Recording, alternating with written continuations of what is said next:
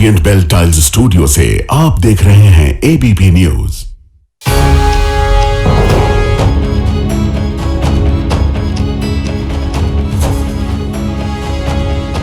नमस्कार, मैं हूं प्रतिमा मिश्रा। आज दिन की बड़ी खबरों के साथ आइए शुरू करते हैं भारत की बात। शुरुआत उन खबरों से जिन पर विस्तार से करेंगे चर्चा।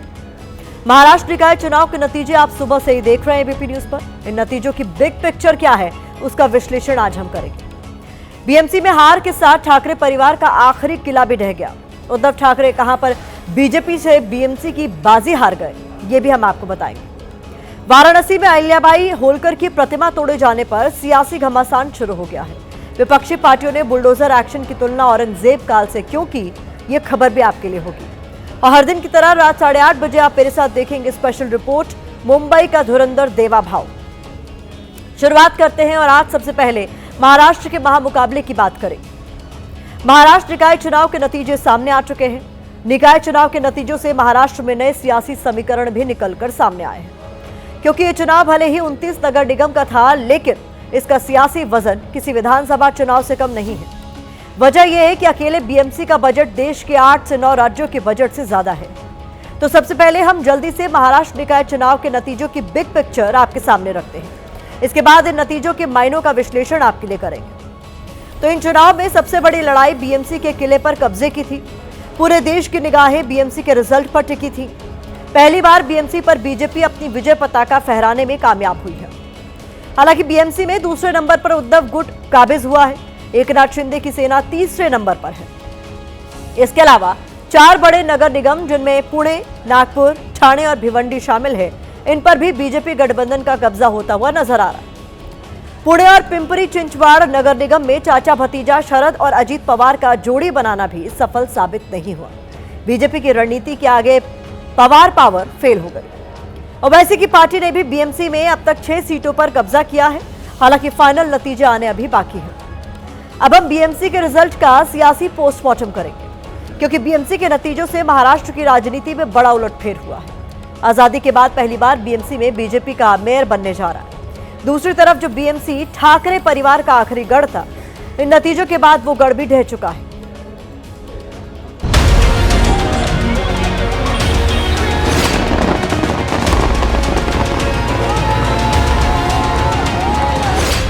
बीजेपी के लिए तो मौका मिठाई बांटने, जीत का रंग जमाने और जश्न मनाने का है।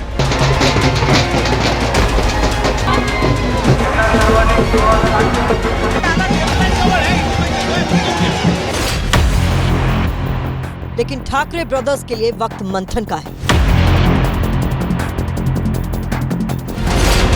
बीएमसी की जीत से बीजेपी को वो मिला है जिसका उसे सालों से इंतजार था।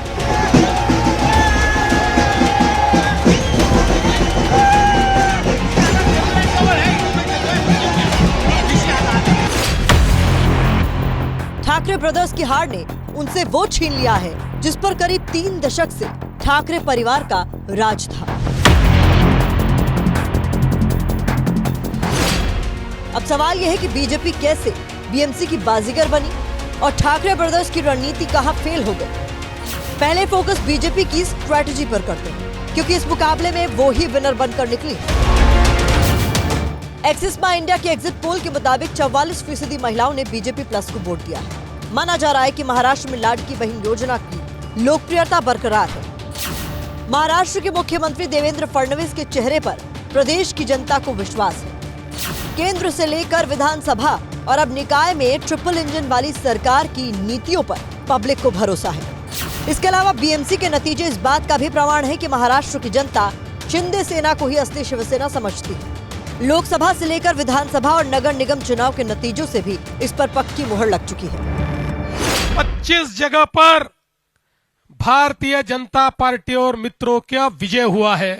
महाराष्ट्र की जनता ने भारतीय जनता पार्टी पर पूर्ण विश्वास दिखाया है कि इस महाविजय के बाद हम सभी लोग महाराष्ट्र के एक एक नगर को यहां पर उसकी सेवा करने के लिए अपने आप को समर्पित करेंगे।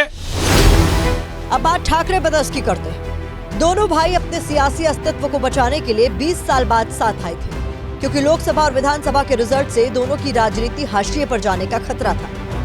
बीएमसी की जंग दोनों भाइयों के लिए उम्मीद की आखिरी किरण की तरह थी। उस पर भी अब बीजेपी की जीत का ग्रहण लग गया।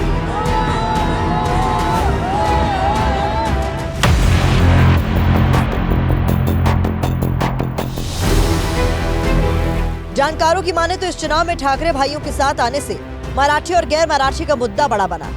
दोनों भाई एकजुट होकर एक सीमित वोट बैंक के पीछे गए, लेकिन ये दांव कारगर साबित नहीं हुआ। मुंबई में बीजेपी के साथ एकनाथ शिंदे की शिवसेना भी है। बीजेपी प्लस अमराठी वोटों के साथ मराठी वोट भी पड़े हैं। बीएमसी में सत्ता बदलाव की एक बड़ी वजह है।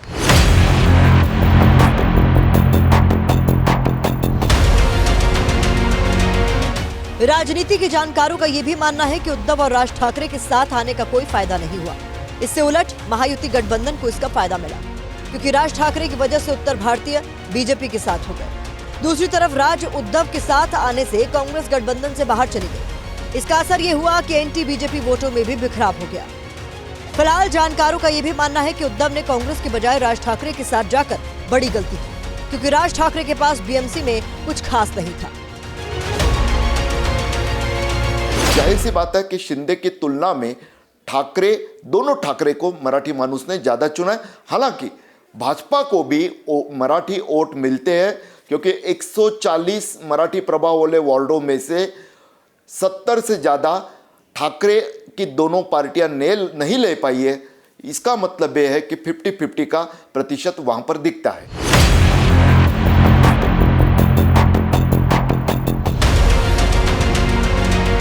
मनसे के मुकाबले कांग्रेस मुंबई में ज्यादा ताकतवर थी। हालांकि उद्धव को लग रहा था कि वो बीजेपी की नेगेटिव पॉलिटिक्स को मुद्दा बनाने में कामयाब होंगे और मुस्लिम वोट उनके साथ आएगा, लेकिन नतीजों से लगता है कि मुस्लिम वोट कांग्रेस, एसपी और ओवैसी की पार्टी के बीच बंट गया। महापौर बैठना बहुत ही महत्वपूर्ण था और 114 का जो नंबर है वो किसको मिलता है ये महत्वपूर्ण था।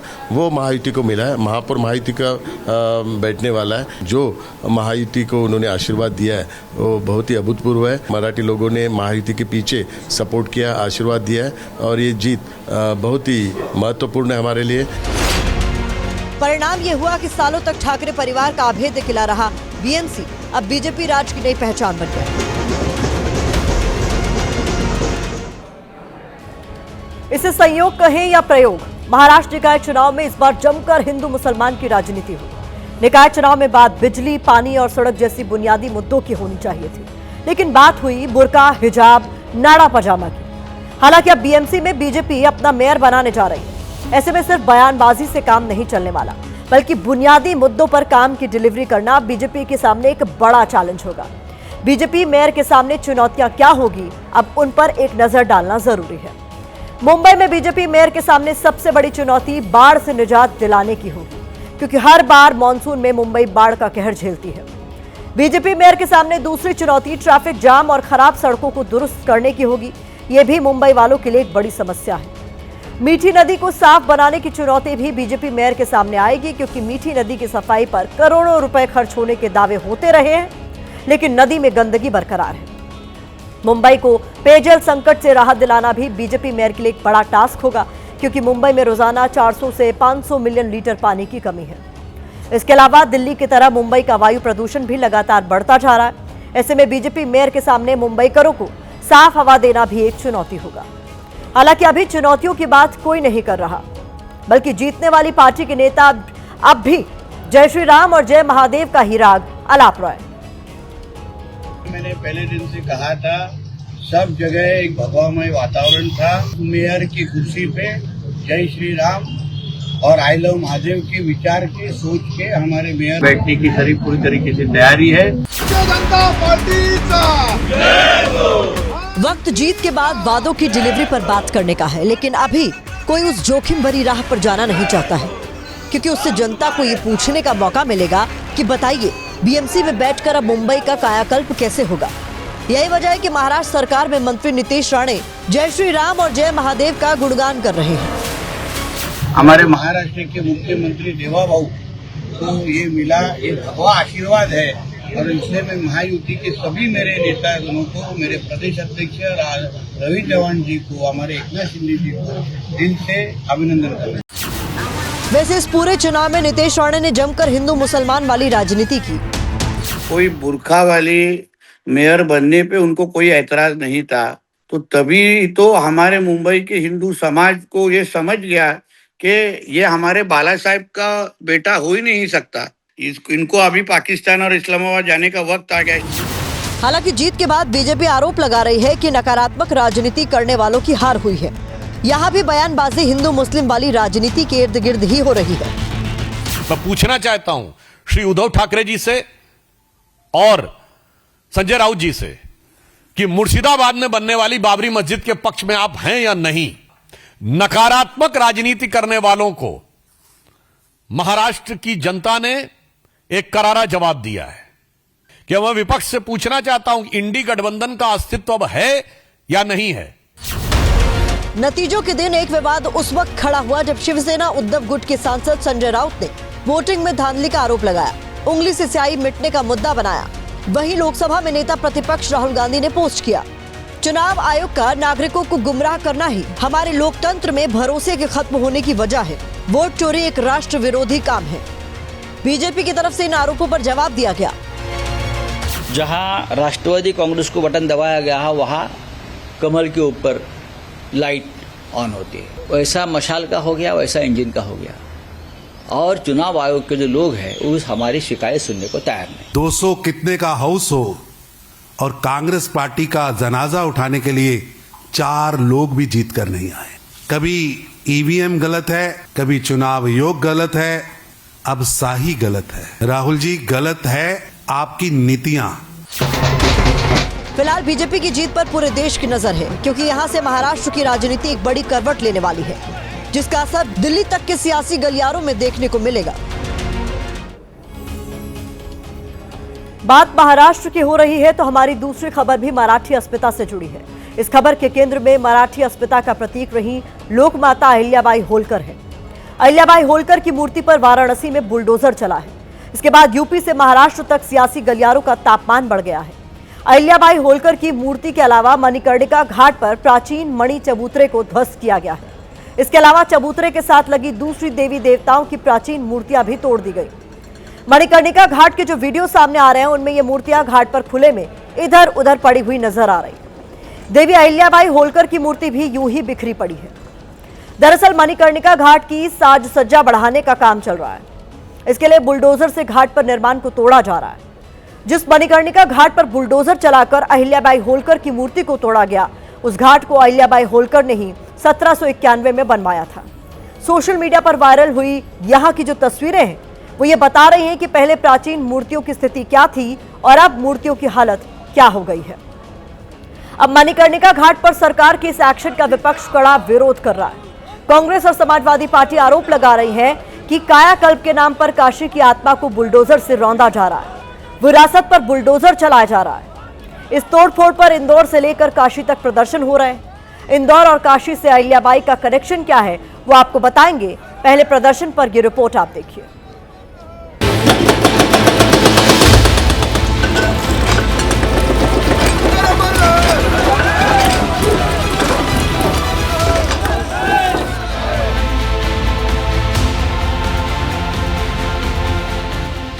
काशी की पवित्र धरती पर पड़ी ये मूर्ति लोक माता अहिल्याबाई होलकर की है, जिनके जीवन काल का एक लक्ष्य मंदिरों का उद्धार भी था।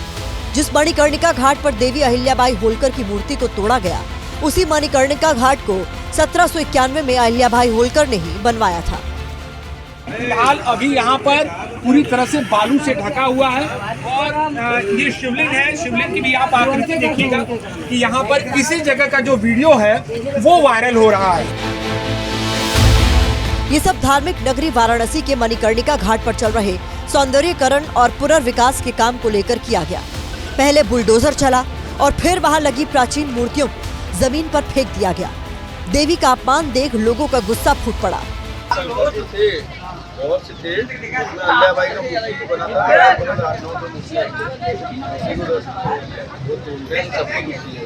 पुरानी चीजें चली जाएंगी तो फिर वापस कैसे आए।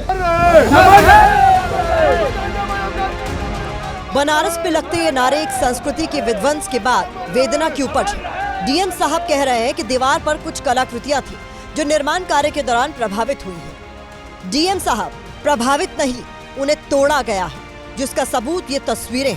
वहाँ कुछ मूर्तियाँ जो दीवार में लगी हुई थी, इन सभी को संरक्षित करके संस्कृति विभाग द्वारा भी रखा गया है और जो ये पुनर्निर्माण का कार्य चल रहा है इसमें दोबारा से उनको उसी रूप में जो है पुनर्स्थापित किया जाएगा।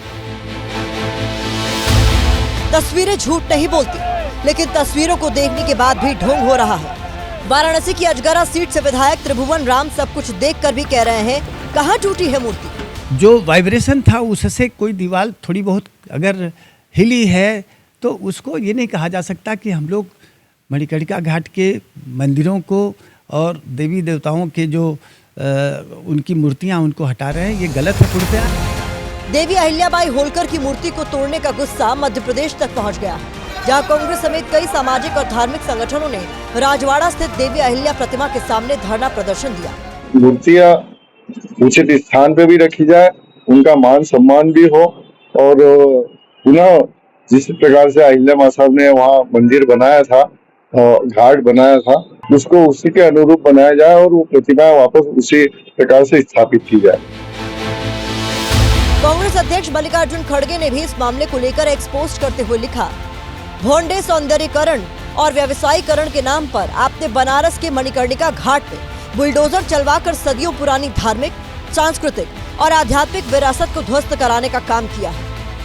सौंदर्यीकरण के नाम पर जिस तरह से अहिल्याबाई होलकर की मूर्ति को तोड़ा गया, उससे साधु संतों में भी नाराजगी है। काशी के मणिकर्णिका घाट पर हो रहे ये सुंदर उनके नज़र में विकास को जब हमने देखा वीडियो के माध्यम से, सोशल मीडिया के माध्यम से, ये असह्य है, ये पुराणों की अवहेलना है, पुराणों पर कुठाराघात है, वेदों की परंपरा को कुचलने का प्रयास किया गया है, काशी के जीवंत परंपरा को नष्ट करने का प्रयास किया गया है।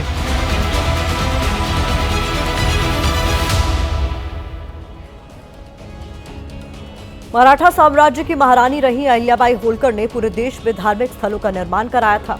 जिस वाराणसी में अहिल्याबाई होलकर की मूर्ति को तोड़ा गया, उस वाराणसी को भी अहिल्याबाई होलकर ने बहुत कुछ दिया है। अहिल्याबाई होलकर ने पुराण प्रसिद्ध मणिकर्णिका घाट बनवाया। विश्व प्रसिद्ध काशी विश्वनाथ मंदिर को भी देवी अहिल्याबाई होलकर ने ही बनवाया था। इसके अलावा अहिलेश्वर मंदिर, रामेश्वर पंचकोसी धर्मशाला और दशाश्वमेध घाट भी अहिल्याबाई होलकर ने ही बनवाए थे। जिस वाराणसी को अहिल्याबाई ने इतना कुछ दिया, आज प्रशासन ने उन्हीं की मूर्ति पर बुलडोजर चला दिया, जिस पर अब जमकर सियासत हो रही है। समाजवादी पार्टी अध्यक्ष अखिलेश यादव ने एक्स पोस्ट करते हुए लिखा, बीजेपी पैसों को छोड़कर किसी की सगी नहीं है। सत्ता भी बीजेपी को सिर्फ पैसे कमाने के लिए ही चाहिए। बीजेपी विश्वासघात का दूसरा नाम बन गई है। बीजेपी जाए तो हर इंसान चैन पाए। मणिकर्णिका घाट पर बुलडोजर कार्रवाई की वीडियो को कांग्रेस नेता प्रियंका गांधी ने भी एक्स पोस्ट किया। प्रियंका गांधी ने लिखा, बनारस में मणिकर्णिका घाट पर बुलडोजर चलाकर सदियों पुरानी धार्मिक, सांस्कृतिक इस विरासत को ध्वस्त करना दुर्भाग्यपूर्ण है। इससे लोक माता अहिल्याबाई होलकर जी की स्मृतियां भी जुड़ी हैं। देश की धार्मिक और ऐतिहासिक धरोहरों को मिटाना घोर पाप है।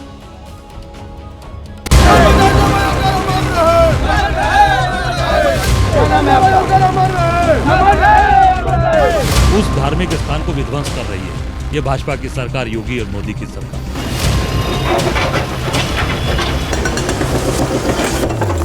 आज भी हम बोलते हैं, वहाँ पड़ोस में अहिल्या माता ने मंदिर बनाया, उन्होंने अपनी समझ से वो काम किया उस समय, तो लोग उनका नाम लेंगे ना कि उन्होंने किया था।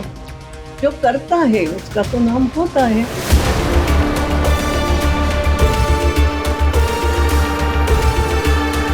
राजमाता अहिल्याबाई होलकर की मूर्ति तोड़े जाना, उनकी मूर्तियां एक बार बनारस में, काशी में किसने तोड़ा था? एक बार औरंगजेब ने तोड़ा था। अब ये दूसरा औरंगजेब कौन है जो मूर्तियां तोड़वा रहा है? ये बनारस की जनमानस जानना चाहती है। मुझे बहुत दुख हो गया कि अहिल्याबाई का एक स्टैचू भी तोड़ दिया है।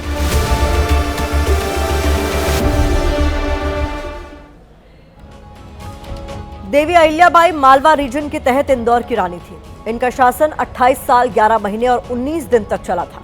अहिल्याबाई के शासनकाल में कई ऐसे फैसले लिए गए जो आज भी उदाहरण हैं। अहिल्याबाई ने पंचायतों को अधिकार देते हुए जन सुनवाई शुरू की थी। अहिल्याबाई ने बिना टैक्स बढ़ाए राजस्व बढ़ाने की दिशा में काम किया था। जिस तरह आज दुनिया के देशों में राजदूतों की नियुक्ति होती है, वैसे ही व्यवस्था अहिल्याबाई ने भारतीय राज्यों में की थी। उनकी नीतियां आज भी सुशासन और महिला सशक्तिकरण के लिए प्रेरणा है। यही वजह है कि ऐसी महान शख्सियत की मूर्ति तोड़े जाने पर इतना विरोध हो रहा है। हमारी अगली खबर पटना के उस परिवार से जुड़ी है जो अपनी बेटी के लिए न्याय की मांग कर रहा है। परिजनों का आरोप है कि मेडिकल की तैयारी कर रही उनकी बेटी के साथ हॉस्टल में पहले रेप हुआ, फिर उसकी हत्या कर दी गई, जिसको लेकर जहानाबाद में प्रदर्शन भी हुआ। लेकिन इस केस में जिस पुलिस को न्याय दिलवाना है, उसी पुलिस के बार बार बदलते बयान मामले को उलझा रहे हैं। जनता का ये विरोध प्रदर्शन एक बेटी को न्याय दिलाने के लिए है। पटना के चित्रगुप्त नगर थाना इलाके के हॉस्टल में मेडिकल की तैयारी कर रही छात्रा बेहोश मिली थी। उसे अस्पताल ले जाया गया, लेकिन उसकी मौत हो गई। परिजन कह रहे हैं कि बेटी का रेप कर उसकी हत्या की गई है। रेप के आरोप पर 12 तारीख को पुलिस ने बोला था कि जांच में यौन उत्पीड़न की पुष्टि नहीं हुई है। अब तक के जांच में सेक्सुअल असॉल्ट कंफर्म नहीं हुआ है। बच्ची का जो यूरिन रिपोर्ट आया था उसमें नींद की दवा का ओवरडोज होना पाया गया था। इसके बाद आज पटना पुलिस ने अपना बयान फिर बदला। लिखित बयान देते हुए कहा, sexual violence can not be ruled out, यानी यौन हिंसा से इनकार नहीं किया जा सकता। छात्रा की पोस्टमार्टम रिपोर्ट भी एबीपी न्यूज के पास है। पोस्टमार्टम रिपोर्ट में लिखा है, खुद को बचाने के लिए छात्रा ने संघर्ष किया था। छात्रा के शरीर पर जख्म और नाखून के निशान हैं। छात्रा के शरीर पर 10 से ज्यादा गंभीर जख्म हैं। पोस्टमार्टम रिपोर्ट में अंदरूनी हिस्सों में भी चोट का जिक्र है। छात्रा के परिवार का रो रो कर बुरा हाल है। परिजन कह रहे हैं कि इन्वेस्टिगेटिव ऑफिसर भी दबाव बना रहे हैं। कोई जा रहे हैं। पहले तो लिपापोती को दबाने का प्रयास किया गया है, मेरी आवाज को दबाने का प्रयास किया गया। उसमें प्रशासन के लोग भी संलिप्त हैं और सारे लोग पैसा पर बिके हुए हैं। ये जांच का दायरा सभी के लिए ओपन रखा गया है, क्योंकि सबूतों से छेड़छाड़ नहीं हो, इसीलिए वहाँ पे एक व्यक्ति को हिरासत में लिया गया है। और अगर किसी भी व्यक्ति की या डॉक्टर की आती है इसमें, तो उनको भी जांच में लाया जाएगा। छात्रा जिस शंभू गर्ल्स हॉस्टल में रहकर मेडिकल की पढ़ाई कर रही थी, वहां एबीपी न्यूज की टीम पहुंची, लेकिन वहां मौजूद लोग इस मामले पर कुछ भी बोलने से बच रहे हैं। इस वक्त जो हमारी मौजूदगी है वो पटना स्थित शंभू हॉस्टल के बाहर है और इसी हॉस्टल में जो छात्रा थी वो रहती थी और यहीं से वो अपने मेडिकल की जो तैयारी थी वो करती थी। अगले दिन वो हॉस्टल के कमरे में अचेत पाई गई, उसकी मौत हो जाती है। बच्ची की मौत के बाद परिजनों ने बड़ा जो आरोप है वो ये लगाया कि उनकी बच्ची के साथ दुष्कर्म जैसे घटना को अंजाम दिया गया है और हत्या का कोशिश किया गया। आज मृतक छात्रा के परिजनों से जनसुराज पार्टी के संस्थापक प्रशांत किशोर ने भी बात की। प्रशांत किशोर ने भी पुलिस पर ही सवाल उठाए हैं। परिवार के लोगों ने ये कहा कि उन पर अभी जो वहाँ पर इन्वेस्टिगेटिंग अफसर हैं, एसएचओ हैं, थानेदार जो लोग भी हैं, वो दबाव बना रहे हैं, उनको हतोत्साहित कर रहे हैं, उनको ये बता रहे हैं कि इसमें न्याय नहीं मिल सकता है, इसमें 10-15 बरस लग सकता है, आप लोग पैसा वैसा लेकर इसको रफा दफा कीजिए। तो मुझे लग रहा है कि ये सिरे से गैर कानूनी है। जो इन्वेस्टिगेटिंग अफसर है उसको ये नहीं कहना चाहिए। इस बीच इस मामले पर बिहार का राजनीतिक पारा बढ़ गया है। दुखद दुर्भाग्यपूर्ण है। सरकार पूरी सजगता से और पूरी संवेदनशीलता से इस तरह के घृणित कार्यों वाले को कार्रवाई करेगी और ऐसे लोग बख्शे नहीं जाएंगे। बच्ची के साथ बलात्कार करने का प्रयास हुआ है और रिपोर्ट कहता है कि बलात्कार हुआ। एसआई फोन करके परिजन को कह रहा है कि हमको हटवा दीजिए, प्रेशर आ रहा है, टॉर्चर कर रहा है। परिजनों की आंखों में आए ये आंसू न्याय मांग रहे हैं, इसीलिए बेटी को न्याय दिलाने के लिए लोग सड़कों पर उतर आए हैं।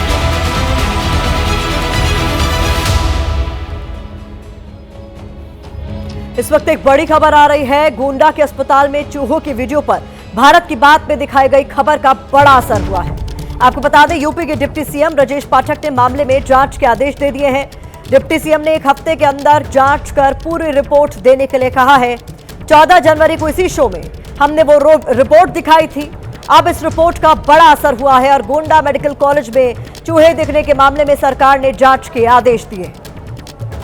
तो बता दें, भारत की बात की जो खबर है उसका बड़ा असर हुआ है। गोंडा में अस्पतालों में किस तरीके से चूहों का ये वीडियो सोशल मीडिया पर सर्कुलेट हुआ था, इस पर जब हमने सरकार से सवाल पूछे थे, जवाबदेही तय करने के लिए कहा था, उस पर अब असर हुआ है। और ये बड़ा असर है क्योंकि डिप्टी सीएम उत्तर प्रदेश के ब्रजेश पाठक, उन्होंने इस पूरे मामले की जांच करने के आदेश दे दिए हैं और जल्द से जल्द इस पर रिपोर्ट सौंपने के लिए कहा गया है।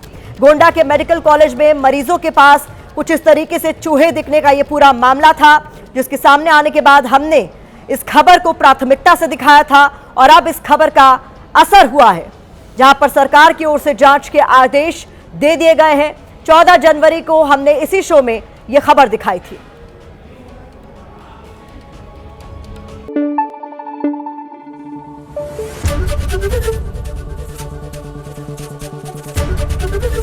एबीपी न्यूज आपको रखे आगे।